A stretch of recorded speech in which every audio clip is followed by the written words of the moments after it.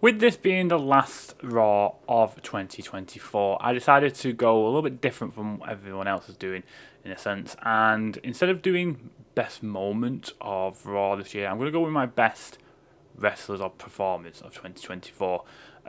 This is for Raw only, so if they're on the Raw brand officially, this is who I've gone with. I'll do a SmackDown one for Fridays. I know obviously that's into the new year, but the new deal with Netflix doesn't start until next week, so we're gonna go off that. My honourable mention, I'm gonna do one for each one as well. Honourable mention for Raw is the New Day, purely on the basis that their recent stuff has been incredible, like heel work, and I feel like it's recently bad to put them in the top three.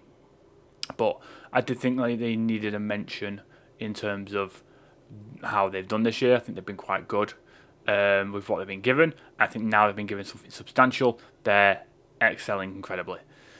So that's my kind of honourable mention for it. Number three, I'm going to go with Liv Morgan because I think that she gets a little bit overlooked in terms of her work alongside Rhea Ripley because obviously Rhea is who she is.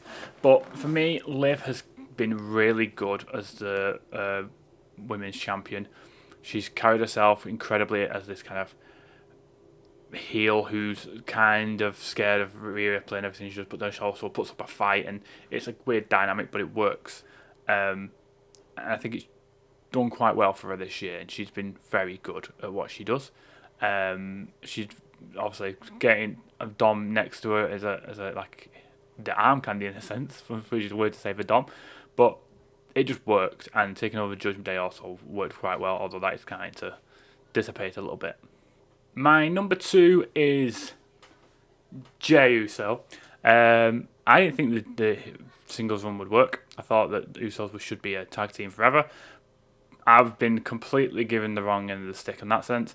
Jey Uso has been incredible this year. He is over as best possibly could be. I think he's the most over on the Raw roster, barring possibly Punk, maybe Seth, but even them, it's questionable. But he's been incredible this year, so he's well deserved of the accolades, especially the IC title win. And my number one for Raw is Drew McIntyre. He basically carried a feud for the majority of the year with an injured man who wasn't there. He obviously started the year quite well, ended up winning the Elimination Chamber, winning the world title to then lose it to Damian Priest. Obviously had a bit of a feud with Priest, obviously Seth, Punk were all involved there. Won Money in the Bank, cashed it in and lost it, thanks to Punk.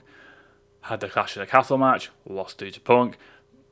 The Punk feud, incredible, very well done. There was a bit of a weirdness about it with the bracelet and the Four Corners match, but overall I think they've been both phenomenal, and you could put Punk up there. I could have put Punk in the top three, but for me, Drew stood out because Punk was injured for the majority of the feud, and Drew carried it. So Drew McIntyre, number one for me on Raw. What do you guys think? Let me know in the comments down below. So like this video if you've liked it. Subscribe if you're new. Until next time, guys. Take care.